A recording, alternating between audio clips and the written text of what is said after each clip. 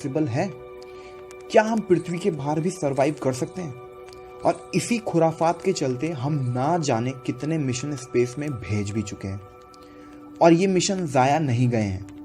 हमने कई ऐसे प्लैनेट्स और मून्स खोज निकाले हैं जहां हम इंसान थोड़ी बहुत एडजस्टमेंट करके रह भी सकते हैं, जैसे केपलर 186f जो पृथ्वी से 10% ज़्यादा बड़ा है, और ये एक लाल बोने तारे का चक्कर लगा रहा है, और पृथ्वी से इसकी जो दूरी है वो 490 लाइट ईयर्स की है।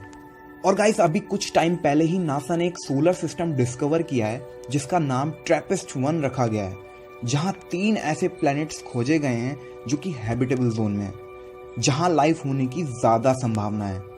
और ये सोलर सिस्टम हमारे सोलर सिस्टम से 39 लाइट ईयर्स की दूरी पर है।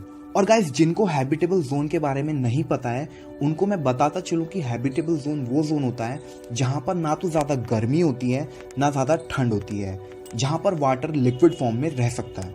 और गाइस, वहीं अगर बात की जाए अपने सोलर सिस्टम की, तो यहाँ हमें देखने को मिलते हैं हमारा सबसे करीबी ग्रह मार्स और जुपिटर का मून यूरोपा।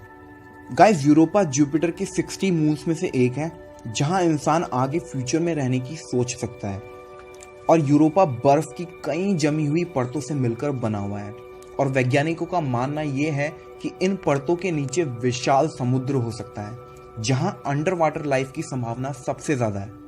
खैर, हम अपने टॉपिक पर आते हैं और जानने की कोशिश करते हैं, क्या हम जुपिटर पर रह सकते हैं? जवाब है कतई नहीं।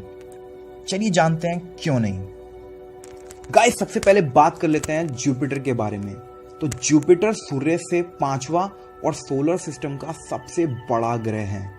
यह एक गैस दानव है जिसका द्रव्यमान सूरज के 1000वें भाग के बराबर है, और सोलर सिस्टम में मौजूद सभी ग्रहों के कुल द्रव्यमान का 2.5 गुना है। मतलब समझ रहे हो आप मैं क्या कहना चाह रहा हूँ? अगर आप तराजू के एक तरफ सभी ग्रहों को रख दो और दूसरी तरफ जुपिटर को रख दो, तब भी जुपिटर सभी ग्रहों से 2.5 गुना ज्यादा भारी होगा। और गाइस, जुपिटर पर 350 सालों से एक बवंडर चला रहा है जो कि इतना बड़ा है कि इसमें 3 पृथ्वियां आसानी से समा जाएंगी। चलिए गाइस, अब बात कर लेते हैं कि हम जुपिटर जैसे ग्रह पर सरवाइव क्यों नहीं कर सकते हैं। सबसे पहली बात तो ये आती है गाइस कि एक गैस जायंट है, यहाँ पर ठोस जमीन है ही नहीं, और अगर किसी प्रकार की सतह ही नहीं है तो भाई तशरीफ कहाँ टिकाओगे। और गाइस, दूसरी बात यह है कि इस ग्रह का औसतन तापमान 108 डिग्री सेल्सियस है। भाई, जब पानी ही 100 डिग्री पर उबलने और खौलने लग जाता है तो 108 डिग्री सेल्सियस पर हम इंसानों का क्या हाल होगा। गाइस, अब बात कर लेते हैं इसकी संरचना की कि ये मिलकर किस किस से बना हुआ है। गाइस, जुपिटर पर 90% हाइड्रोजन, 10% हीलियम और कुछ कुछ मात्रा में यहाँ पर आपको मीथेन, अमोनिया और पानी भी मिल जाएगा, पर इनकी मात्रा इतनी कम है कि सोचना भी बेकार है।